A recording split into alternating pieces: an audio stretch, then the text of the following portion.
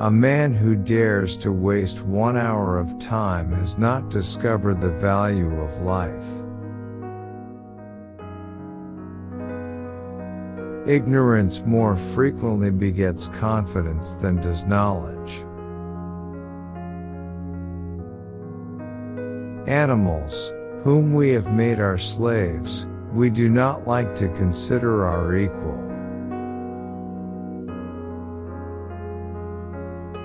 Man tends to increase at a greater rate than his means of subsistence. The love for all living creatures is the most noble attribute of man. My mind seems to have become a kind of machine for grinding general laws out of large collections of facts.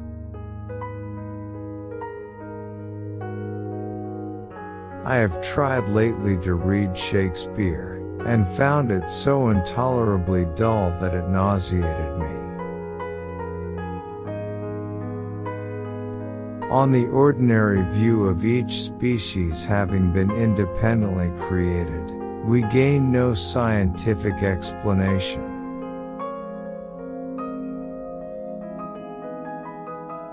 A scientific man ought to have no wishes, no affections, a mere heart of stone.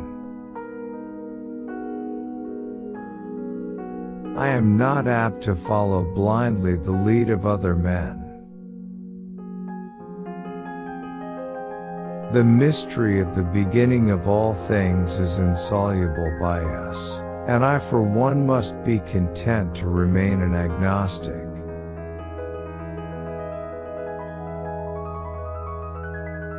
Intelligence is based on how efficient a species became at doing the things they need to survive.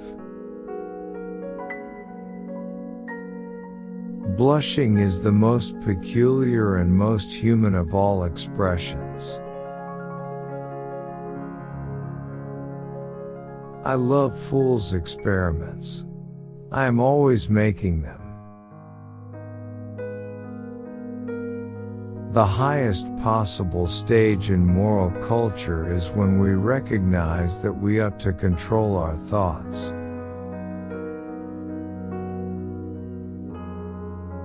A man's friendships are one of the best measures of his worth.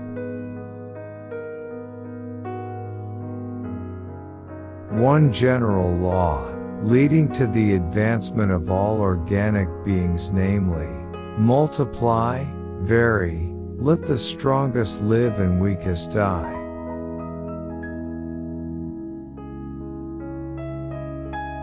If the misery of our poor be caused not by the laws of nature, but by our institutions, great is our sin.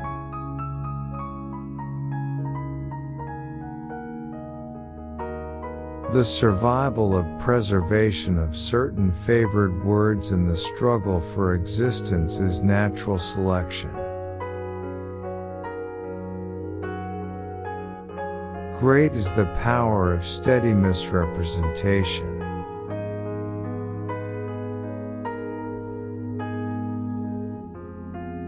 I have called this principle, by which each slight variation, if useful, is preserved, by the team of natural selection.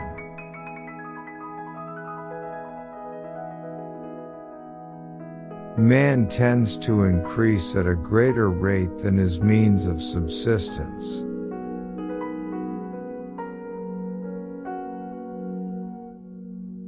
To kill an error is as good a service as, and sometimes even better than, the establishing of a new truth or fact.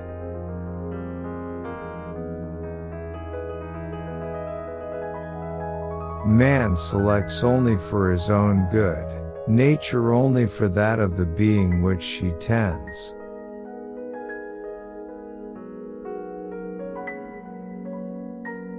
We stopped looking for monsters under our bed when we realized that they were inside us.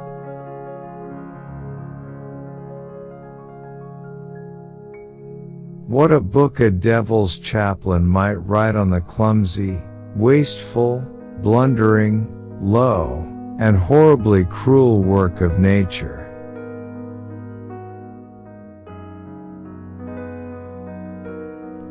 The mystery of the beginning of all things is insoluble by us, and I for one must be content to remain an agnostic.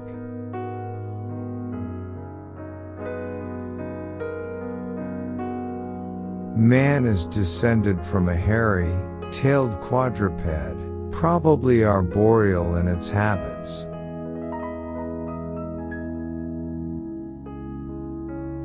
If the misery of the poor be caused not by the laws of nature, but by our institutions, great is our sin.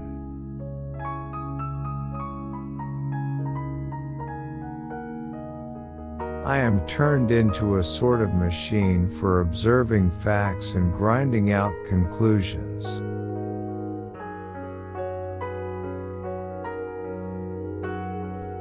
How paramount the future is to the present when one is surrounded by children.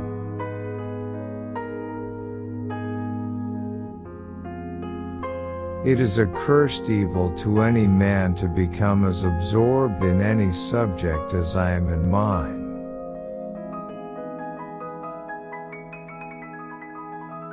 I see no good reasons why the views given in this volume should shock the religious views of anyone.